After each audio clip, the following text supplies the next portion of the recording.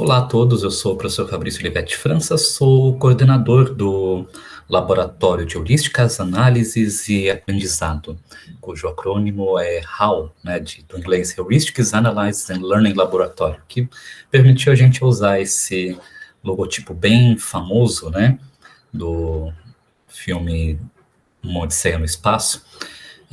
Então, basicamente, esse é um grupo de pesquisa da Universidade Federal do ABC, atrelado ao CNCC, e especificamente ao curso de computação, E ele é composto por um grupo de pesquisadores de diversas áreas, nessa temática de aprendizado de máquina, inteligência artificial, computação de alta performance, e a gente tem vários projetos de diversas escalas, pequenos, grandes, cujos investigadores principais é um dos nossos membros aqui do laboratório. Então, o nosso tema de pesquisa atual do laboratório, envolve inteligência artificial, aprendizado de máquina, mineração de dados, o estudo de heurísticas, ou algoritmos heurísticos de aproximação, otimização também, algoritmos evolutivos também faz uma boa parte aqui do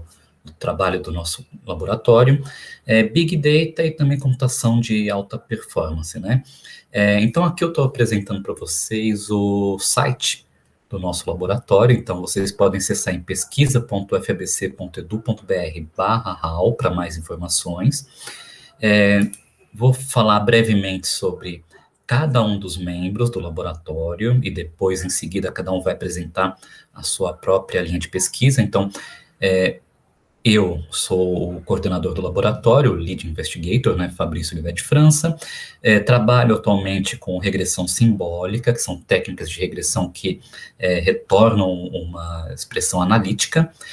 Também trabalho um pouco com coagrupamento de dados e filtragem colaborativa para sistemas de recomendação. Temos também como membro a professora Débora Medeiros, que ela trabalha bastante na área de aprendizado de máquina, text mining, ciência de dados, e atualmente também é professora cadastrada tanto no mestrado como no doutorado. O professor Emílio Franceschini, que trabalha com computação distribuída e paralela, memória não volátil, arquitetura de computadores, computação de alta performance e também programação funcional, Então, teoria de programação funcional e coisas correlatas. A professora Carla Vittori, ela trabalha com a parte de otimização de colônia de formigas e aprendizado de reforço. O professor Tiago Ferreira Covões, ele trabalha principalmente na parte de aprendizado semi-supervisionado ou agrupamento de dados, mas também trabalha bastante na área de mineração de dados, de data science, algoritmos evolutivos. Temos também o professor Denis Fantinato, que trabalha na parte de teoria da informação, processamento de sinais e redes neurais artificiais, Então, ele está atualmente trabalhando bastante nessa área de redes neurais. O professor Paulo Pisani, que trabalha na parte de biométricas e aprendizado de máquina, e o professor Ronaldo Prati, que ele também é bastante famoso na área de aprendizado de máquina, de classificação, análise de dados e data science. O laboratório em si conta com um conjunto bem grande de publicações e colaborações externas, tanto nacionais como internacionais. Aqui no site a gente tem uma pequena amostra do que a gente tem publicado. Contamos também com diversos projetos, então caso alguém tenha interesse na nossa pesquisa ou até em participar do laboratório através de uma orientação, sendo orientado por um dos nossos membros, dê uma olhadinha na página de projetos, que aqui tem algumas das áreas que a gente tem trabalhado. Então, se vocês clicarem em detalhes aqui, você tem um pequeno resumo para se inteirar. Caso tenha interesse, entre em contato com algum dos professores envolvidos e peça mais informações ou artigos para ler, né?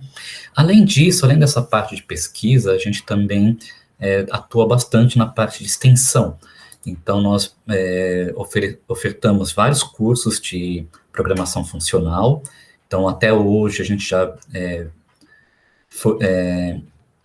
deu curso de programação funcional em Haskell, teoria das categorias para programadores, estrutura de dados puramente funcionais, e alguns desses cursos estão no nosso canal do YouTube. Então, a gente, durante essa pandemia, né, embora a gente não possa estar com todos presencialmente, o trabalho não para. Então, a gente continua com nossas pesquisas, com nossas publicações, orientações, e todos os cursos que a gente tem ofertado, todos não, mas parte deles a gente tem gravado em formato de videoaulas e publicado, disponibilizado gratuitamente aqui no nosso canal do YouTube. Então, youtube.com/ufabc HAL de HAL, e vocês têm um conjunto de palestras que a gente fez durante a pandemia, né? Novas palestras serão colocadas aqui. Um curso completo de arquitetura de computadores, computação bem-inspirada, inteligência artificial e paradigmas de programação focado em programação funcional em Haskell. Então, é isso sobre o nosso laboratório. Qualquer dúvida, me perguntem após a apresentação ou entre em contato. Meu e-mail é folivete, com 2 T's e um I, @ufabc.edu.br. E, na sequência, vamos ver algumas apresentações dos outros docentes do laboratório e de alguns alunos do curso.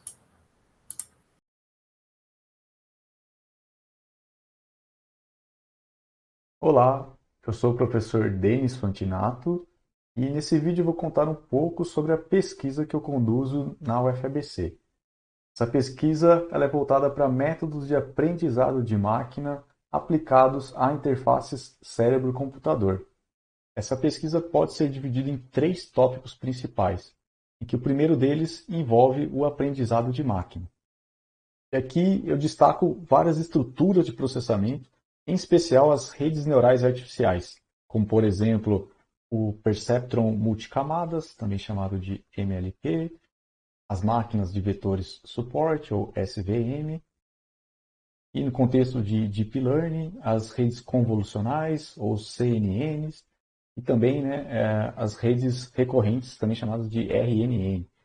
No segundo tópico, nós seguimos algumas abordagens um pouco mais teóricas, voltadas para o processamento estatístico dos dados. E aqui eu destaco a análise de componentes independentes, tá?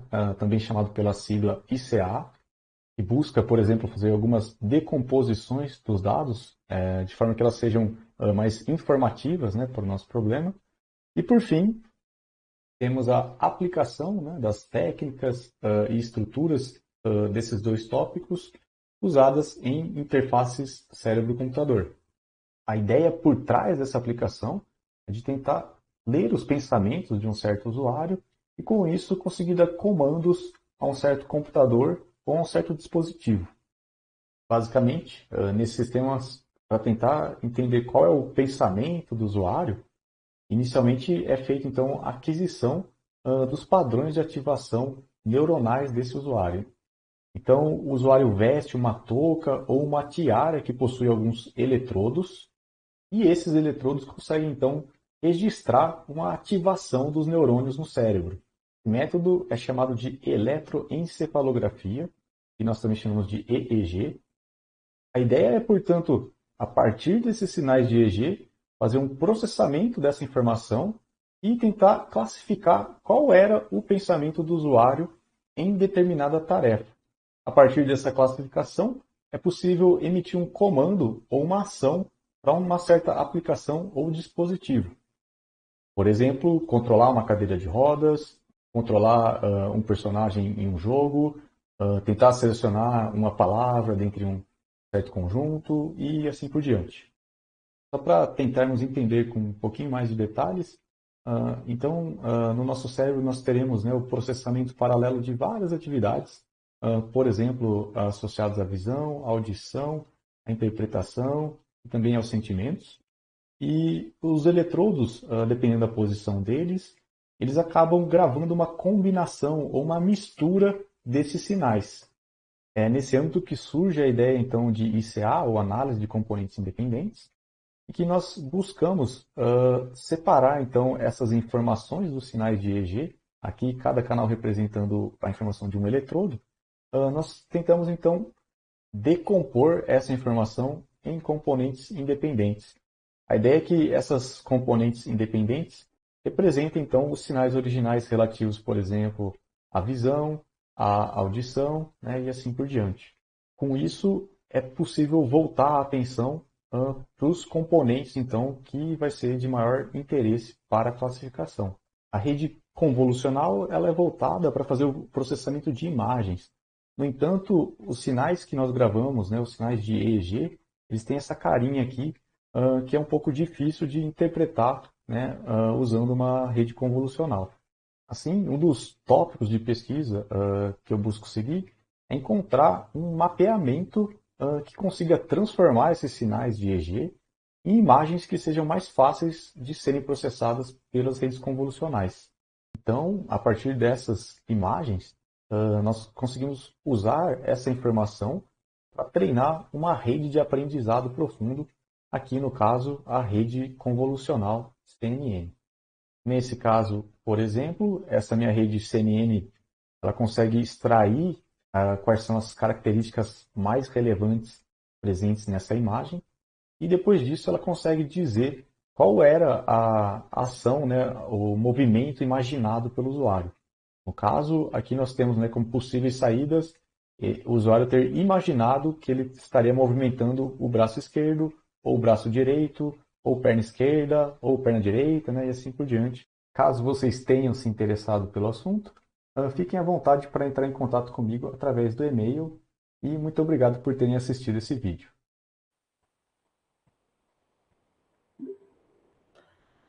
Olá, pessoal. Eu sou Emílio Franceschini, sou um dos professores que participam do HAL, Heuristic Analysis and Learning Laboratory, e vamos dizer também HPC, porque é a área que eu trabalho, né?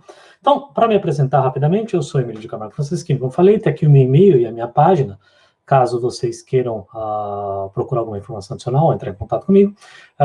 Eu fiz meu doutorado pela Universidade de São Paulo e na Universidade de Grenoble-Alpes, na França, em dupla titulação, em ciência da computação, e os assuntos que eu estudei eram computação de alto desempenho, otimização de runtimes. Em particular, eu trabalhei com o runtime com a máquina virtual do Erlang, né, propriamente dita, e também com Mechanical Sympathy. Mechanical Sympathy é uma ideia que veio do corredor de Fórmula 1, chamado Jack Stewart. Ele dizia que para você tirar o melhor desempenho do carro, no caso dele, né, para nós, no computador, você precisa saber como ele funciona, né, sabendo como ele funciona, você consegue tirar o melhor desempenho.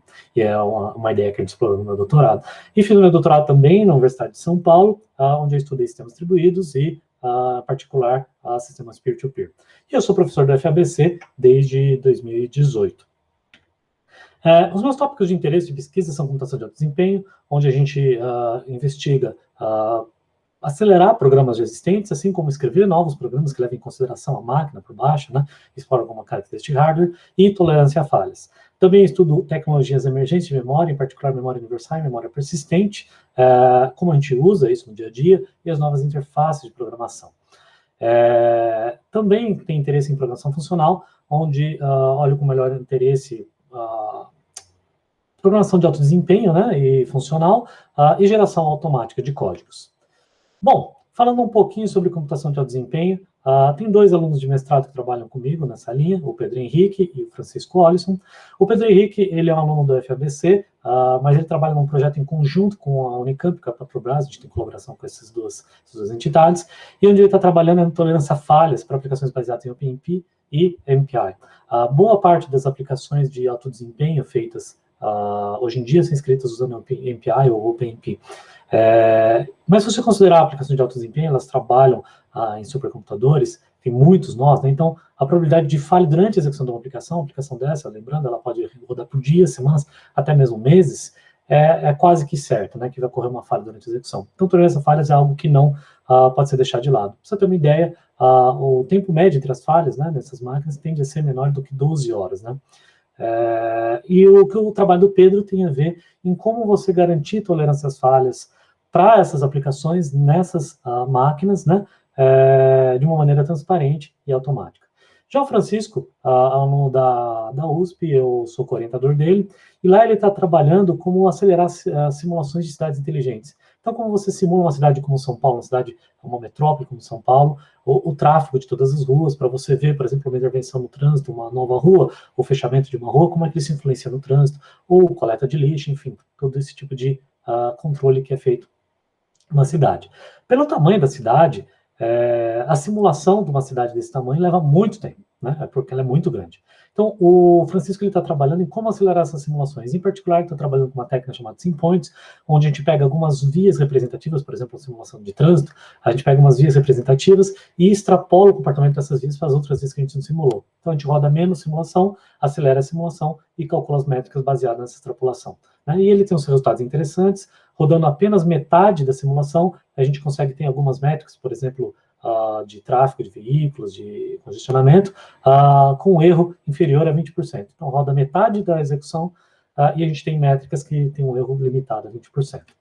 Continuando na computação de alto desempenho, também tem colaborações com o Jean-François Méot, da Universidade de Grenoble-Alpes, na França, Márcio Castro, da Federal de Santa Catarina, Pedro Henrique Pena, da PUC Minas, e nesse caso a gente está trabalhando com desenvolvimento de sistema operacional leve para arquiteturas embarcadas, como MPPA 256, RISC-V e a arquitetura ARM também, né? Já quanto às tecnologias emergentes de memória, tem 2 alunos de mestrado da FABC, que trabalham diretamente em mim, que eu sou orientador deles, o Lucas Dimitrov Brandi e o Henrique Guirelli. O Lucas, em particular, está trabalhando com o uso de memórias persistentes para processamento de online de streams. Então, muitos streams que a gente tem que processar, eles são grandes demais para manter na memória. Tipicamente, quando a gente trabalha em streams, os casos mais comuns, você mantém só uma janela do stream para poder trabalhar. Em alguns casos, você precisa ter o stream completo na memória para trabalhar. Tipicamente, como se faz isso, você distribui num cluster e coloca um pedaço do stream em cada memória de cada um dos nós do cluster, ou você coloca isso em dispositivos de entrada e saída de alto desempenho, como, por exemplo, SSDs. Né? O que o Lucas está investigando agora que a gente tem memórias não voláteis e cujo tamanho está na casa de centenas de gigabytes e não em gigabytes, como a gente tem memória RAM hoje, será que a gente consegue manter todo o stream na memória e trabalhar diretamente com ele? Então, esse é o trabalho que o Lucas está desenvolvendo, que ele está pesquisando. Já o Henrique Guirelli é uma co-orientação, ele é aluno do FABC, co-orientado pelo professor Alexandre Baldassin, da Unesp. Ele está investigando que, bom, para programar essas máquinas com memória persistente, a gente tem uma interface ali, que é uma interface baixo nível, que chama PMDK, que é o padrão de fato, né, feita pela própria Intel. Só que é uma interface baixo nível que ela não tem muito... ela não é muito natural para que você esteja usando uma linguagem mais alto nível, por exemplo, Python, C#, Rust. Né? Então, a investigação do Henrique será que a gente consegue fazer uma interface que seja mais natural para essas linguagens de mais alto nível? Né? Então, ele está trabalhando em cima disso também. Já em programação funcional, a gente tem 2 maybe alunos aqui, a gente tem o doutorando Matheus Fernandes, que é uma co-orientação com o Fabrício Olivetti, e ele está trabalhando a síntese de programas, então é uma abordagem interativa, guiada por tipos e oráculo. Qual que é a ideia?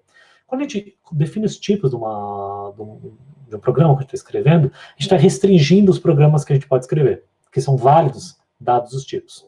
A ideia é, a gente consegue levar essa tipagem ao limite para dizer nenhum programa é válido, né? Não existe nenhum programa válido para tipagem, mas existe um ponto ali que só existe um programa válido, por exemplo. Então a ideia do Matheus aqui, do que ele está investigando a gente consegue fazer uma tipagem de maneira iterativa, refinando cada vez mais os tipos, de modo que a gente, no final da tipagem, a gente tem um programa correto e que seja fornecido automaticamente para a gente e que dê todas as garantias que a tipagem pode dar para a gente. Né? Então, essa é a ideia que ele está seguindo. E a gente também tem aqui uma ideia para um possível pós-graduando, de mestrado ou doutorado, que é a paralelização automática de comônadas para cálculo de extensões.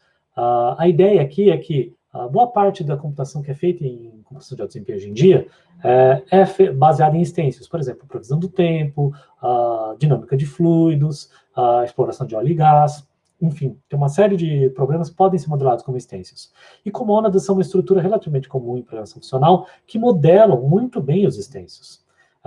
Se a gente conseguir um ambiente que, dado uma comônada, que tem uma interface muito bem definida, a gente conseguir paralelizá-la de maneira automática, pode ser muito útil para alguém que está programando alguma coisa que tem uma cara de extensio, definir esse programa como uma comônada e aí ganhar a paralisação de maneira transparente e de graça.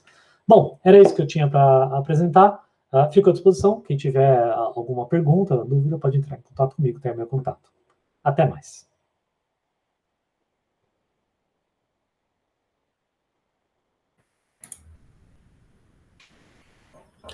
Olá a todos. Então, como vocês já viram no comecinho do vídeo, eu sou o professor Fabrício Olivetti de França, né, do Laboratório Hall. Eu vou apresentar agora o meu tema de projeto atual, né? Então, atualmente eu estou trabalhando com o tema de regressão simbólica em modelos interpretáveis. Então, só para dar uma ideia, né, do problema e do que eu quero resolver, a gente tem algumas situações em que eu preciso gerar um modelo de predição para alguma tarefa. Por exemplo, eu quero saber o risco de fornecer crédito para o banco, fornecer crédito para um cliente, ou detectar anomalias em exames médicos para verificar se a pessoa está doente, tem alguma condição. Também predizer um potencial de vendas de algum produto, dado certas características desse produto, ou recomendar filmes, ou várias outras tarefas em que eu preciso determinar um valor numérico de acordo com um conjunto de atributos, né? Só que em algumas situações, apenas obter esse modelo de predição, apenas conseguir um valor predito, não é suficiente. Ela pode parecer que é suficiente, mas não é somente isso que a gente quer. Porque quando a gente conhece o mecanismo interno do modelo de predição, ele pode trazer algumas informações adicionais que são de interesse prático, né? Por exemplo, eu posso querer validar o modelo para verificar que ele está fazendo o que deveria ser feito, né? Eu não quero deixar de dar crédito para alguém quando ela teria condições de pagar. Ou eu não quero também correr o risco de dar o crédito para alguém e perder esse dinheiro. E a mesma coisa para as outras tarefas, né? Ainda fica cada vez mais crítico quando você fala, por exemplo, de predição de doenças, né? Coisas que a gente quer ter certeza do que está fazendo, né? Então, eu gostaria de verificar que o modelo atende às expectativas, eu quero confiar nesse modelo, então eu quero saber, olha, ele está fazendo tudo conforme esperado, e eu estou confiando na decisão dele porque eu entendo o que está acontecendo, né? Então, eu quero também entender essas predições, o que ele, como é que ele faz o processo decisório para falar, olha, ele tem tanto risco para dar o calote ou não, ele tem tanto risco de estar com essa doença, ele vai ter uma vontade com nota 5 de assistir esse filme, etc, né? E também pode ser interessante a gente extrair algumas informações extras do nosso modelo. Então, por exemplo, validação, né? Nos problemas de regressão, os modelos de regressão, eles têm um problema muito conhecido, que é o do overfitting, ou incapacidade de extrapolar para os dados além do domínio em que eles foram treinados, né? Então, digamos que eu tenho aqui, né, o modelo aqui dessa linhazinha azul é o modelo real que eu espero, e esse laranja aqui é a aproximação dada pelo modelo de regressão, né? Então, se eu treino esse modelo apenas nessa faixa de valores entre -2 e 2, ele pode gerar essa curva aqui de regressão que funciona muito bem para essa faixa. Mas quando eu passo disso, ele já não funciona tão bem. Tendo uma visualização do comportamento dele, eu posso olhar e falar assim, pera, esse modelo não é inválido, porque Fisicamente é impossível eu ter essa explosão aqui nos valores. Eu sei que o meu sistema é bem comportado em todo o domínio e que ele não pode ser não pode ter uma resposta menor que zero, nem maior do que 1. Né? Então, eu posso verificar isso no meu modelo e posso forçar que o meu modelo tenha um comportamento desse, né? Confiança, quando a gente tem uma explicação, né? Então, digamos que esse aqui é uma descrição de um modelo com múltiplos atributos, né? E esse ponto aqui é um ponto que eu resolvi fazer a predição, né? Sei lá, características de um produto que eu quero recomendar para um cliente. Essas barrinhas aqui, eles falam quanto cada atributo contribuiu positivo ou negativamente para eu falar essa resposta do sistema. Digamos que essa resposta signifique, olha, tem 10% de chance do cliente comprar um produto desse, né? E aí eu posso olhar e falar assim, peraí, essa característica aqui, o X3, né, o X0, 1, 2, X2, ele está contribuindo negativamente, né, para a qualidade desse produto. Eu vou tentar melhorar isso aqui, né? Então eu ganho uma informação extra, né, com esse entendimento de como o mecanismo de predição está funcionando, tá? Com isso, eu posso determinar diversas características da minha função de predição, do meu modelo, de acordo que eu possa utilizar essas informações para fazer uma pós-análise. Por exemplo, eu posso determinar que a minha função é simétrica, né? Ou seja, f de xy é igual a f de yx. Com isso, né, eu poderia falar assim, bom, então, se eu tenho um valor, sei lá, de F10, que é um valor bom, mas colocar um valor mais alto de Y é mais barato do que um valor alto de X, eu vou ter a garantia de que o F de 10 também funciona. Né? Então, esse tipo de informação pode ser interessante para a gente fazer uma pós-análise. Outra coisa também, olha, eu sei que a minha função de predição cresce sempre que minha variável x cresce. E se, por exemplo, isso estiver relacionado com lucro, com coisas que eu quero maximizar, eu posso pensar em formas de aumentar o valor de x ao máximo que eu puder, sabendo, tendo a confiança de que isso vai melhorar a minha saída, né?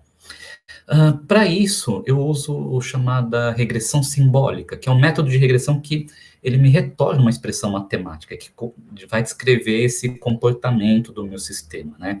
Então, aqui tem um exemplo de um sistema que detecta se tem conflitos num trend topics do Twitter, né?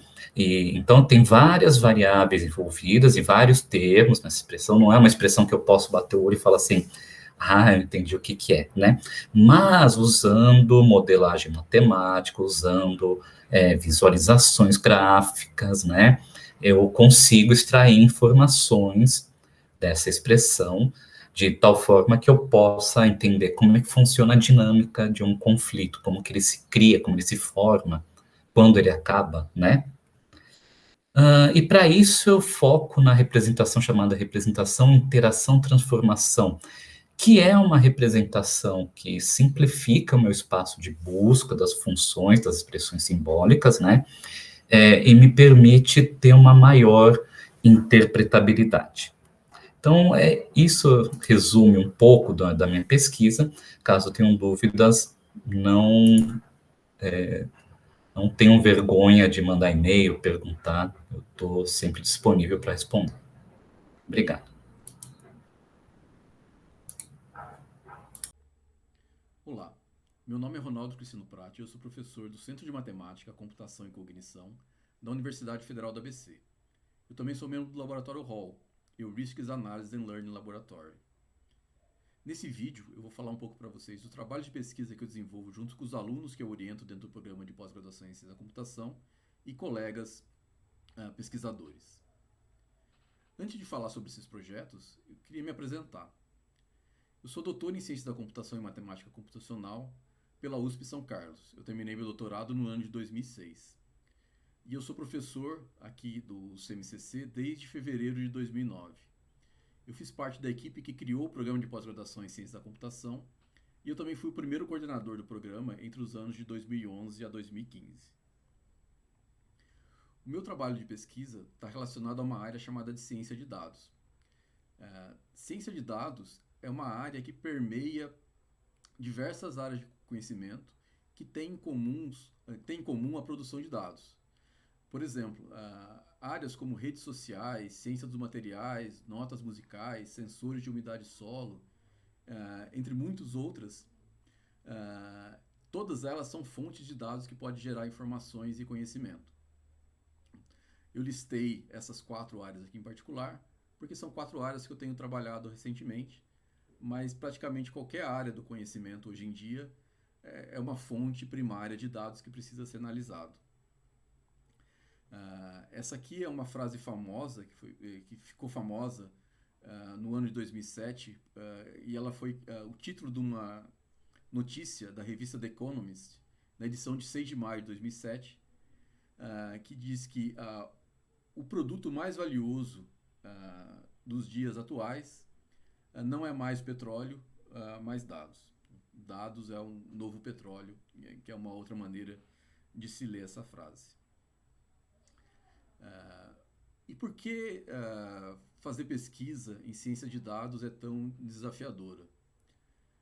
Com a digitalização, nós estamos vendo um crescimento acelerado da produção de dados no mundo.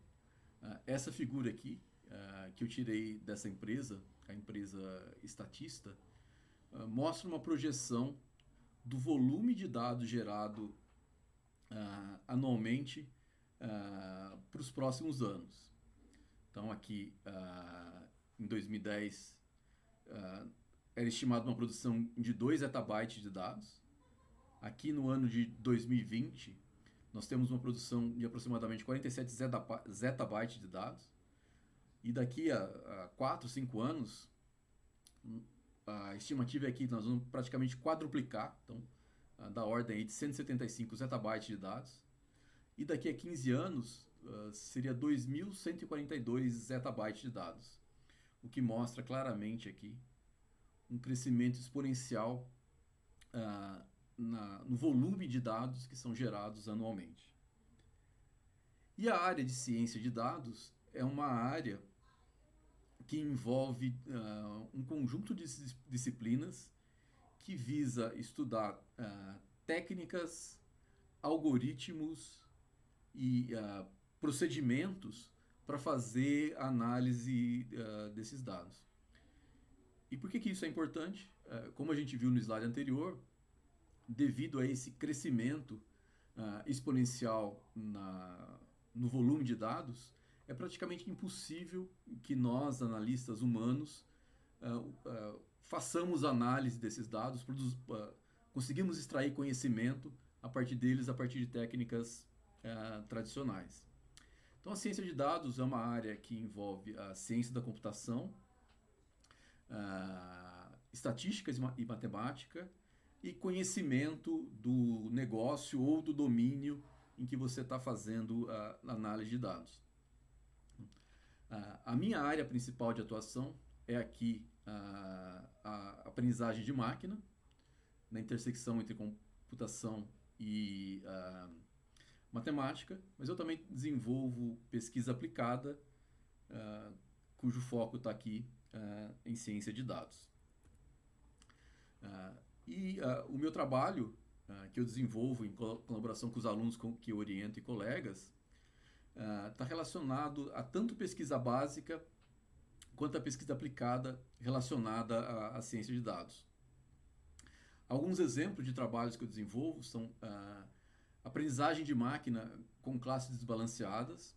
Em aprendizagem de máquina, nós usamos exemplos e contra-exemplos de algo que a gente quer construir um modelo. Por exemplo, se a gente está construindo um modelo sobre o diagnóstico de uma doença, nós vamos usar exemplos de pessoas diagnosticadas com a doença e não diagnosticada. E às vezes, o fato, por exemplo, se você tem uma doença rara, você tem um desbalanceamento entre a quantidade de pessoas diagnosticadas e não diagnosticadas com aquela doença. Então, como que a gente constrói técnicas de aprendizagem de máquina para lidar com esses problemas. Análise de fluxos de dados, dados que chegam de maneira contínua e você não tem simplesmente uma amostra estática dos dados. Como que a gente faz processamento de texto? Processamento de texto é uma área bastante desafiadora, porque os dados, a língua natural, os dados eles não são estruturados. Os textos não têm uma estrutura por trás que você pode explorar. Então, tem vários desafios relacionados ao processamento de texto.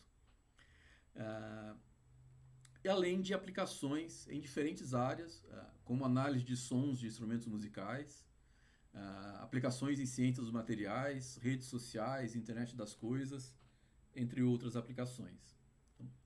Então esse aqui é um pouco do escopo do meu trabalho. E se vocês tiverem alguma dúvida, eu deixo aqui o meu contato. Então, muito obrigado. Olá, eu sou o Thiago Covões e vou apresentar para vocês alguns dos trabalhos que nós estamos desenvolvendo aqui no grupo. Antes de entrar em detalhes sobre os trabalhos, comentar um pouquinho sobre mim. Meu doutorado terminou em 2014, minha tese foi sobre algoritmos evolutivos para agrupamento de dados com restrições e, desde a minha iniciação científica, que eu tenho trabalhado com aprendizagem de máquina. Eu entrei aqui no UFABC em 2017. Desde então, eu tenho orientado tanto os alunos de graduação quanto de pós-graduação em aprendizagem de máquina, mineração de dados e algoritmos evolutivos. Agora, falando um pouco mais sobre os nossos trabalhos, a gente tem desenvolvido alguns trabalhos, por exemplo, com aprendizado ativo. No contexto de aprendizado ativo, nós estamos preocupados em encontrar objetos que trarão maior ganho se forem rotulados. Qual que é a razão disso? A razão é encontrar modelos preditivos muito bons, mesmo sem ter uma grande quantidade de dados rotulados. Por quê? Porque rotular dados costuma ser caro, porque costuma necessitar de um especialista. Então a área de aprendizado ativo tem esse foco. Nós avaliamos isso no contexto de agrupamento de dados com restrições, que foi o trabalho do Matheus, que ele vai comentar um pouquinho mais para frente no vídeo. Nós também temos trabalhos no contexto de comitês de modelos. Costuma ser muito melhor você ter um conjunto de modelos, fazer o consenso entre as predições deles e dar o resultado. No entanto, como encontrar bons modelos que formem um comitê é um problema combinatorial difícil. Nós temos uma linha de pesquisa investigando o uso de algoritmos evolutivos para encontrar os membros de um comitê. O uso de algoritmos evolutivos se dá porque, como eles trabalham com uma população, ou seja, um conjunto de soluções para o problema, fica fácil utilizá-los para guiar de acordo com um critério, como, por exemplo, a diversidade, que é um critério importante no contexto de comitê de modelos. Nós também estamos iniciando um trabalho na linha do aprendizado não supervisionado, mais especificamente na parte de validação de partições. O aprendizado não supervisionado, a etapa de avaliação dele é muito complicada, em especial por causa do conceito subjetivo de grupos. Então, nesse contexto, nós estamos avaliando o uso de algoritmos para fazer recomendação de critérios de validação, que são os critérios utilizados para fazer a avaliação de partições obtidas por algoritmos de agrupamento de dados. Uma outra linha de pesquisa do nosso interesse é o aprendizado de representações. É importante lembrarmos que a escolha da representação dos dados influencia a qualidade do modelo objetivo que se obtém no processo de aprendizagem de máquina. No nosso caso, nós estamos avaliando especificamente diferentes representações, tanto as tradicionais como as obtidas por algoritmos de aprendizagem de representações, no contexto de domínio jurídico, basicamente para encontrar qual é a melhor representação para o caso de uma categorização de documentos jurídicos.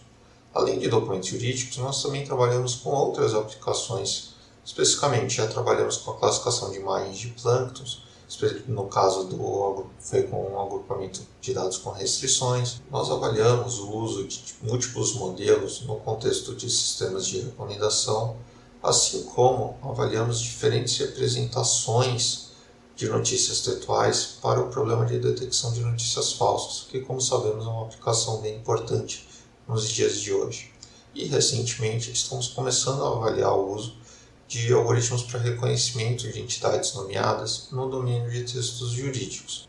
Algumas dessas pesquisas têm sido desenvolvidas em colaboração com docentes de outras universidades, como a Universidade Federal de São Paulo, a Universidade Federal de Santa Catarina e a Universidade Federal de Goiás. É isso. Obrigado.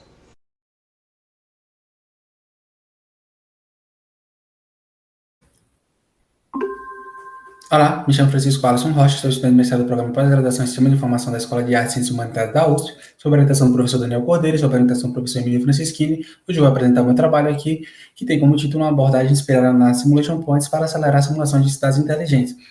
O trabalho esse que faz parte do projeto do Intercity, financiado pela Fundação CAPES, FAPESP e CNPq. Bom, essa apresentação, esse trabalho é inserido dentro do contexto de mobilidade urbana, onde mobilidade urbana é um aspecto importantíssimo e de grande interesse por parte da população e do governo de uma cidade. Isso dá por conta que ela está atrelada a diversos problemas, como, por exemplo, poluição, tráfego urbano e transporte público. A resolução desses problemas não se dá de maneira trivial e requer soluções inovadoras, que geralmente são caras e difíceis de pô-las em prática. E também requerem que sejam testadas e validadas antes de pô-las em práticas e aplicadas devido a esse fator. E isso pode ser feito através de uma técnica de grande valia no contexto de cidades inteligentes, as simulações. E aqui temos um exemplo de simulador, o Intersimulator, né, um simulador de tráfego urbano, onde o mesmo simula um mapa de uma cidade ou uma região, com viagem, sistema de ônibus, metrô e carros. No entanto, o Intersimulator apresenta algumas limitações, por exemplo, para simular cenários como da cidade de São Paulo, que tem mais de 12 milhões de agentes ali no decorrer de uma simulação. E para executar um cenário como esse, ele apresenta um uso excessivo de memória.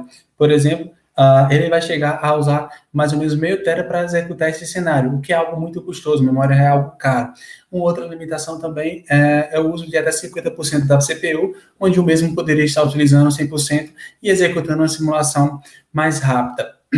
E diante dessas e outras limitações apresentadas pelo simulador, entra o nosso trabalho, né? O objetivo aqui de acelerar e melhorar o tempo e a execução das simulações. E como é que vamos fazer isso? Vamos tentar mudar a forma que ele executa a simulação. E isso se inspirando na técnica da Simulation Points de Hamler, onde aqui temos aqui como exemplo da extração do Intersimulator, uma imagem com um mapa de calor, representando aqui o fluxo de veículos em vias e regiões aqui de determinada parte da cidade de São Paulo, onde vemos algumas vias com maior índice aqui de veículos trafegados por ela, e outras também, né, em outras partes dessa região, e algumas com menor tráfego de veículos. Vemos que existe um comportamento, padrões no decorrer da simulação das vias, e a partir desses padrões identificados, queremos fazer o quê? Agrupá-los e selecionar um representante único para cada um desses grupos, desses padrões de comportamento. E a partir daí, executar parte da simulação para compor esses representantes, e a partir desses representantes, estimar os demais, já que eles são semelhantes aos demais de cada grupo, certo? E a partir daí, executando parte da simulação e estimando o restante da simulação. Ok, como é que vamos fazer isso? Como é que vamos identificar? Esses representantes são chamados de Simulation Points, tá? Aí é o nome da técnica, e eles são obtidos através dos centroides, que são obtidos através de uma clusterização, aplicando um algoritmo de agrupamento como o K-means, ou, no nosso caso aqui, o K-shape, que recebe esse nome devido à distância utilizada, né? A métrica para calcular a similaridade entre esses padrões, que no caso é a Shape-Based Distance, uma métrica própria para calcular a correlação cruzada entre séries temporais, que no nosso caso aqui é a assinatura do comportamento das vias em um determinado período de tempo. A série temporal é computada calculando os eventos de entrada e saída de veículos em uma via em um determinado período de tempo. Na imagem aqui temos o exemplo de uma clusterização, onde em destaque em vermelho temos o nosso centroide, e em verde aqui temos destaque em outra série, onde que mais se assemelha com esse centroide, e em azul aqui é a série que mais se diferencia ele do centroide dentro do cluster, mas ainda com um comportamento semelhante. Beleza, sabemos como agrupar, agora como é que vamos estimar os demais utilizando nossos representantes únicos, né? Vamos utilizar o OpenPath, obtido através da aplicação da Dynamic Time Open, um algoritmo de métrica aqui entre séries temporais, e onde elas nos dá o OpenPath, que é o mapeamento de série, ponto a ponto das séries deslocadas no tempo. A partir desse mapeamento, conseguimos aplicar o OpenPath no nosso Simulation Point para transformá-lo nas demais séries do seu cluster, assim, estimando-as. Bom, diante disso, os resultados experimentais, né? Tivemos um dataset de aproximadamente 17 mil séries temporais de tamanho de 298 eventos, distribuídos entre 8 clusters, que nos dá 8 simulation points para estimar as demais 17 mil séries temporais. E para a simulação de 1.500 viagens e uma região de 292 vias para obter esse dataset. Bom, como resultado aqui, né, temos aqui um exemplo de uma estimativa de uma série original com a aplicação do OpenPath no Simulation Point, do cluster dela, para obtê-la. Então, temos aqui a série estimada bem parecida com a série original. Bom, e isso o erro acompanha, né? Isso, o erro menor que 10 elevado a menos 10, um erro bem próximo de zero, e o maior erro também bem próximo de zero, assim como a média dos erros, né, da clusterização, né, e o desvio padrão dos erros da clusterização. Isso aqui foi feito para a estimativa da mesma simulação, certo? E nesse caso aqui, foi feita para a estimativa de uma outra simulação, a segunda simulação semelhante. Aqui a gente tentamos obter métricas como velocidade média, porcentagem de veículos e entre outros. E a partir dessa simulação, a segunda simulação não foi executada por completo, só 50% dela, e essas métricas aqui, esse erro aqui, é em comparação à execução dela, 50% dela, com a execução completa. Então, vemos que o erro está abaixo de 20%, e em relação ao tempo, vemos que o tempo caiu aqui em 1 minuto em relação à execução dela completa, e a execução dela parcial com 50% dela sendo executada. Bom, esse trabalho realizou a proposta de adaptação da Simulation Points, apresentou a estimativa de uma simulação completa a partir de suas partes principais, né, Simulation Points, também apresentou a estimativa de uma segunda simulação a partir da primeira, e os resultados para o primeiro caso foram ótimos, né, bem próximos de zero, e o segundo caso ainda é a se considerar, né, se o erro abaixo de 20%, esse caso é bom ou é ruim. O apoio e obrigado. Olá a todos, eu sou Guilherme Aldeia, sou aluno aqui do mestrado na Universidade Federal do ABC desde o começo de 2020. Eu vou estar apresentando aqui a minha linha de pesquisa e um pouco do meu projeto que eu tenho desenvolvido sob orientação do professor Fabrício Olivetti de França, do Laboratório HAL. Bom, nossa linha de pesquisa, o projeto está relacionado com interpretabilidade e regressão simbólica. Eu vou começar então apresentando a linha de pesquisa a partir da contextualização que motivou o surgimento e toda essa preocupação com a questão da interpretabilidade. Atualmente, a gente vê métodos de aprendizado de máquina sendo amplamente utilizados, eles têm bons resultados, eles são competitivos até com especialistas do domínio. O problema é que o funcionamento, em alguns casos, pode ser complexo demais para ser interpretado por humanos. E aí, para ilustrar um caso, eu peguei aqui esse exemplo, um artigo publicado na Nature Communications, onde os autores conseguiram fazer um modelo capaz de predizer morte por Covid-19 com até 20 dias de antecedência. Então isso daí tem um poder absurdo, porque pode ajudar com toda a logística, o atendimento com maior atenção para pacientes que têm um maior risco de morte. E o modelo teve um bom desempenho. O problema é que o modelo é composto por um comitê, então é um conjunto de modelos atuando para tomar uma decisão. E esse comitê é formado por uma regressão logística, máquinas de vetores de suporte, árvores de decisão e redes neurais, que são todos modelos difíceis da gente estar interpretando, são modelos complexos. E aí isso acaba definindo um modelo não interpretável. O problema desse modelo surge quando a gente quer encontrar respostas para alguns tipos de questões, como, por exemplo, como a entrada vai afetar o processo de tomada de decisão do modelo. Ou então, será que esse modelo vai se comportar como esperado em todos os cenários? Será que a gente pode confiar e usar esse modelo de maneira cega em alguns domínios? E aí é nesse contexto, por essas questões que surgiu o interesse em estar entendendo os modelos que a gente usa. A área que foi denominada Explainable Artificial Intelligence está preocupada, então, em interpretar os modelos, seja por meio de modelos interpretáveis ou então de métodos de explicação de modelos para trabalhar com modelos não interpretáveis. Falando mais especificamente da minha pesquisa, eu trabalho então com regressão simbólica e eu estou tentando seguir nessa linha de interpretabilidade com a regressão simbólica. Bom, a regressão simbólica é um método que busca por expressões matemáticas em um espaço que a gente define pela representação de expressões. Essa busca é geralmente feita por meio de algoritmos evolutivos. Como resultado, a gente vai ter uma expressão.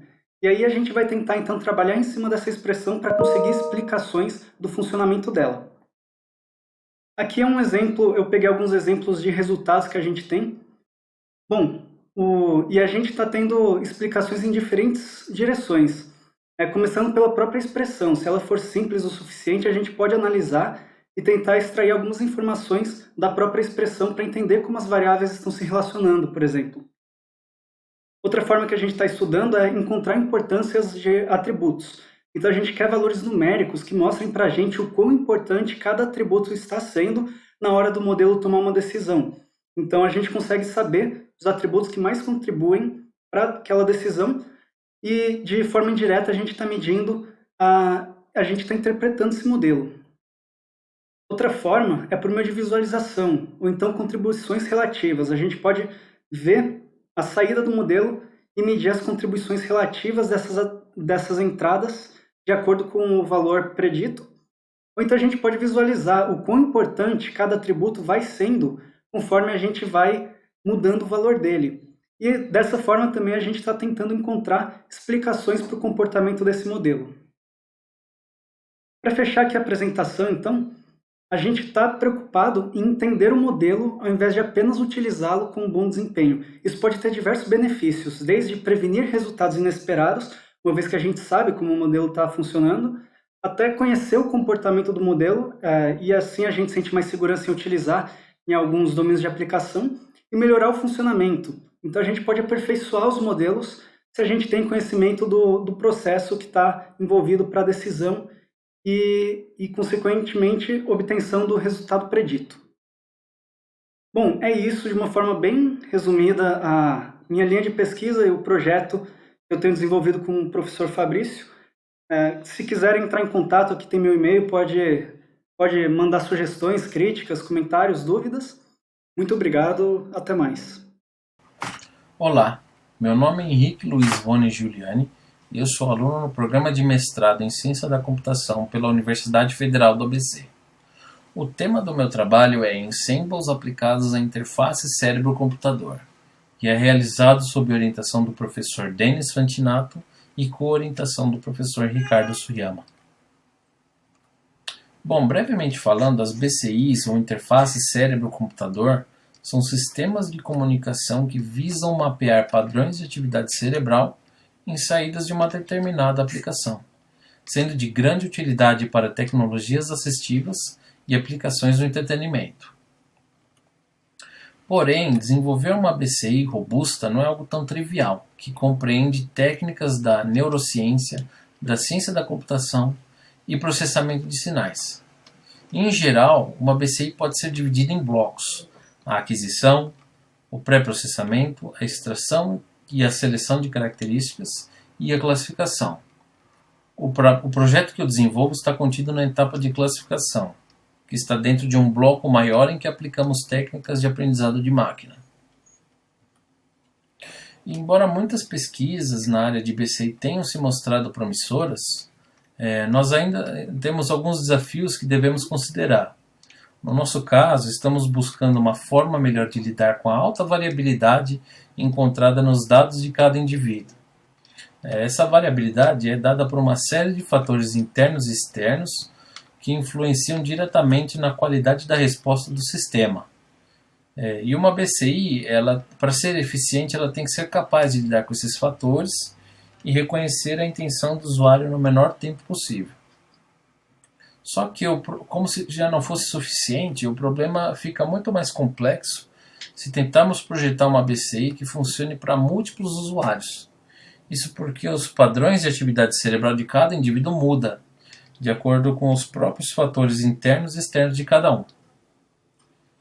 E para lidar com essa alta complexidade contida nos dados, nós estamos propondo o uso de ensembles, ou comitês de máquina.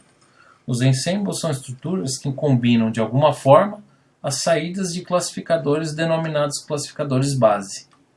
E especificamente, nós estamos usando duas diferentes técnicas, o AdaBoost e a mistura de especialistas.